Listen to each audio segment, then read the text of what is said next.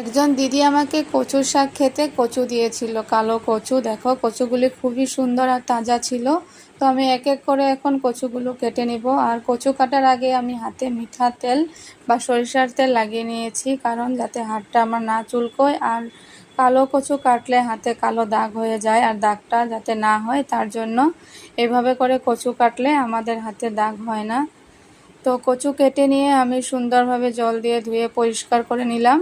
তো দেখো আমার সুন্দরভাবে পরিষ্কার করে নেওয়া হয়ে গিয়েছে। তো কড়াইতে আমি এখন জল দিয়ে কচু দিয়ে একটু নুন দিয়ে বয়েল করে নিচ্ছি। তারপর কাঁচা লঙ্কা, কাঁচা রসুন আর কাঁচা পেঁয়াজ পেস্ট করে নিলাম।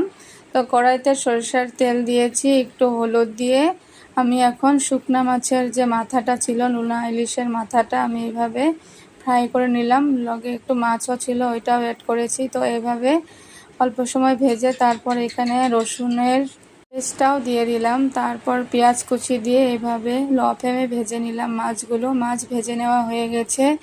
মাছ ভাজা তেলেতে আর একটু সরিষার তেল অ্যাড করে এখানে আমি জিরা ফোড়ন দিয়েছি, আর কাঁচা পেঁয়াজ লালচা করে ভেজে নিয়েছি, আর বয়েল করে রাখা কচুটা এখানে অ্যাড করে দিলাম।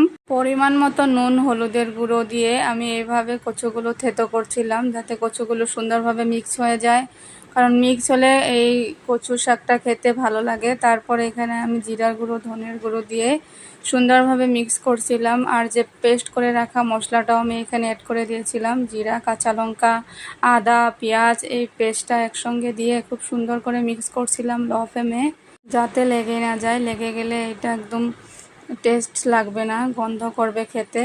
তো এভাবে করে লো ফ্লেমে অনেক সময় ধরে আমি কচু শাকটা মিক্স করে করে জলটা সুন্দরভাবে শুকিয়ে নিচ্ছিলাম।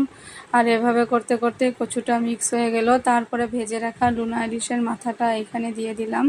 এটা দিয়েও অনেক সময় ধরে মিক্স করতে হয়, যাতে জলটা না থাকে। কচু শাকের জল থাকলে গলাতে চুলকাতে পারে, তার জন্য অনেক সময় ধরে লো ফ্লেমে জলটা শুকিয়ে নিতে হয়। যখন কচুটার থেকে তেল বেরিয়ে আসবে তখন যে শাকটা হয়ে গেছে। তো আমি এখানে সিক্রেট মশলা দিব। আমি এখানে দিচ্ছি রসুন, কালো জিরে, জিরে আর ইলাচি একসঙ্গে পেস্ট করে দিয়ে দিলাম। দিয়ে এখন আমি জলটা আবার শুকিয়ে অল্প সময় মিক্স করে নামিয়ে নিলাম। এইভাবে কচু শাক রান্না করে খেলে খুব ভালো লাগে। আর রৌদ্রতে কচু শাক খেলে আমাদের শরীরের জন্য খুব উপকারী।